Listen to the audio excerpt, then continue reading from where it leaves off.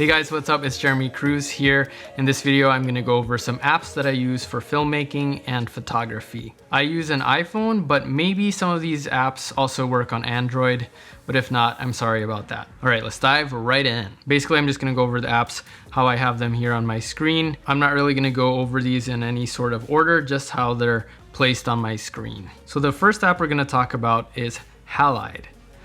Now with this app, you can take raw photos and it's the fastest loading raw photo app.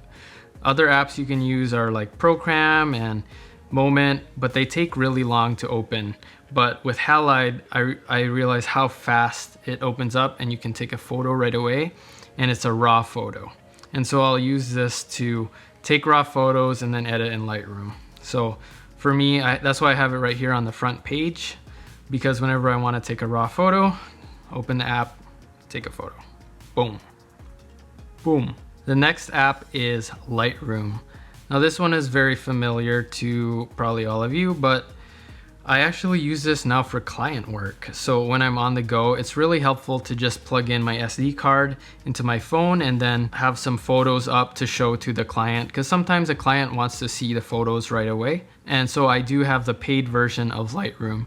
And I use it for all my photography work actually, because I also use the same app on my computer and it syncs all the photos. And the subscription of $10 a month comes with 1 terabyte of storage. It's really easy to upload your photos via your phone. And then if you want to do more extensive editing later on, you can go on your computer and then continue editing there. So I really enjoy Lightroom. This is what I do my main photo editing on. Then there's VSCO. VSCO, you guys are probably familiar with this one too, but I really like the filters on here. They're really simple to use, and I use this app mainly just for Insta stories. It's a really quick way to edit photos. The next app is Luma Fusion. With Luma Fusion, this is where you can do a little bit more extensive video editing on your mobile device. So I've used this a few times to create YouTube videos while I was on the go. And it's pretty crazy. You can pretty much do anything. And now with the new iOS, you can import videos directly through the card reader too. So that's what I do sometimes when I'm traveling, is I'll just upload the videos straight from my camera onto my phone, edit in Luma Fusion, and there you go. Pretty much full-on video editing software right there. Second to Luma Fusion, the next app I use for video editing is Video Leap.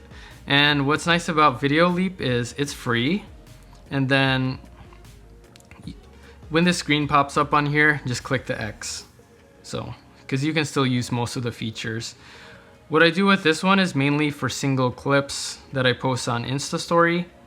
And I really like the color grading filters on here. So that's why I really like Video Leap. And then you can also add grain, which I like adding grain. The next app is Filmic Pro.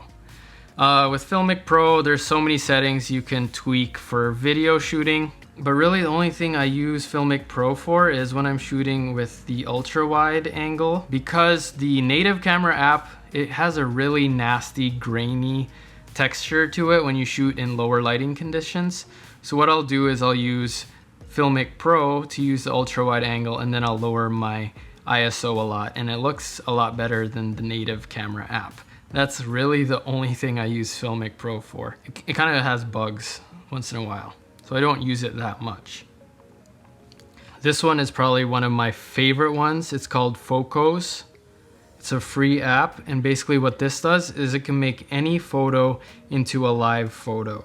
So you can select from all your photos, and you can use this with any iPhone. For example, like this one. Boom. Blurred. When these things pop up, just click X. You don't have to pay for anything. And then, yeah, you can increase the blur. You can even choose the focus point. So if I click the background, then that's in focus. Click the iPhone, that's in focus. Click her face, that's in focus. And you can also edit live photos that you've taken. Live, or what do they call it on iPhone? Depth photos. And you can also edit portrait mode photos that you've taken. So for example, you've taken a photo with portrait mode. You can edit the focus point of that portrait photo just by clicking around wherever you want. That's where it'll focus. And you can adjust the blur with this too. This is definitely one of the craziest apps. I think this is really cool. This next app is called Voice Record, and this is a free app, and you can record audio, and this is usually how I record my voiceovers, is I'll plug my shotgun microphone directly into the iPhone, and then you can set your sample rate, your record format, so you can record really high quality audio with this. And I have everything pretty much maxed out, 32-bit mono. And then you just press record and you can change your input gain. So this is a very high quality audio recorder for free. So it's pretty crazy. It's called Audio Record. The next app we're gonna talk about is the Moment app. This app I was really hopeful for, but it does have a lot of bugs. So I usually don't use it for taking photos or videos because it takes so long to open. But what I have been using it for lately is time lapses, because you can add a motion blur to the time lapse and also fine tune your settings, your interval settings and other time lapse settings. And I think the quality is really good because what it does is takes JPEGs, it takes still photos and then stitches them into a video. So the quality is a lot better than the native time-lapse feature in the native camera app. The next app is Retro. I actually have shot a full YouTube video using this app. I'll link it right here.